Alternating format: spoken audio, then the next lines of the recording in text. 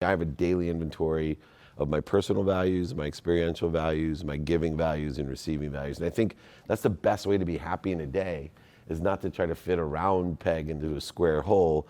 Look, this is my day. I'm flying to New York. I have, make sure my health is right. So I got to get to the airport and get in here and make sure, and all these things, but it's all on my values, which today could not be the same as this weekend that was a holiday weekend.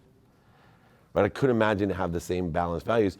Well, in partnerships, we're not asking the series of questions enough of how we can be of service or value to a partner and how they can be of service or value to us. And I say a series of questions. It's not just surface bullshit, hey, how can I help you? That's not what I'm talking about. I'm talking about really like, what do you like about this?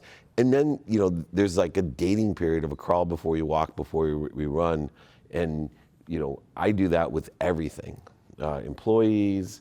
So if your values are aligned, partnership will work.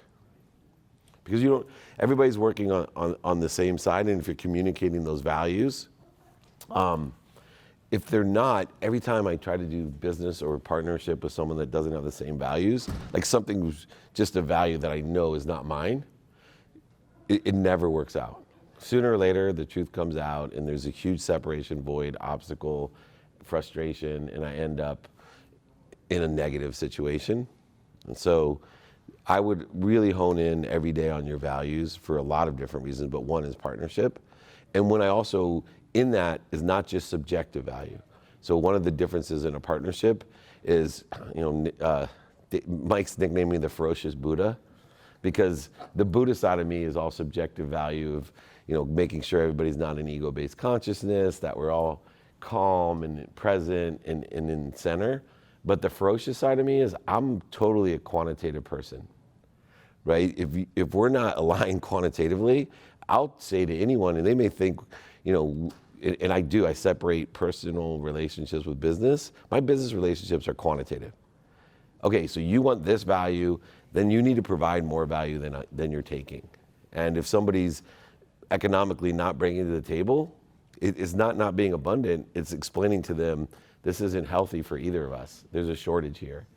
So I do that even in my executive coaching, right? That's guarantee. I tell people, you want to do business, guarantee everything, work month to month, and guarantee that you'll provide more value quantitatively, and you'll never have a problem in business, right? Because I cannot mismanage your expectations. Anyone that does business, it doesn't matter if it's an executive coaching deal or literally very large opportunities, I'd rather not paper deals because I'd rather just give you your money back.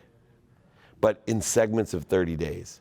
So like I had a coaching client having personal difficulties, so they came to me, hi Gemma, and they came to me and they're like, oh, well you guarantee value. Now I've made them a ton of money every single month, but this last month they had personal circumstances and they just couldn't afford it. So I said, not a problem.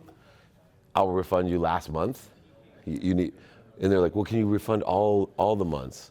I was like, I couldn't do business that way, right? I appreciate that you need money, but I cannot do, and I would have never have said that. In the past, the Buddha side of me would have been like, oh, just write the check. It does mean something to me. And it's not the money. I've made a plan and agreement with somebody every month. If you're completely satisfied quantitatively, then let me know and you're gonna pay me and I'll guarantee month to month where we go.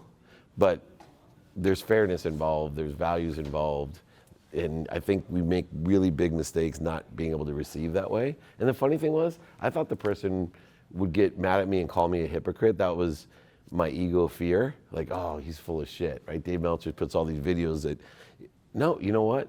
I don't think I'm full of shit because that's exactly what I teach people.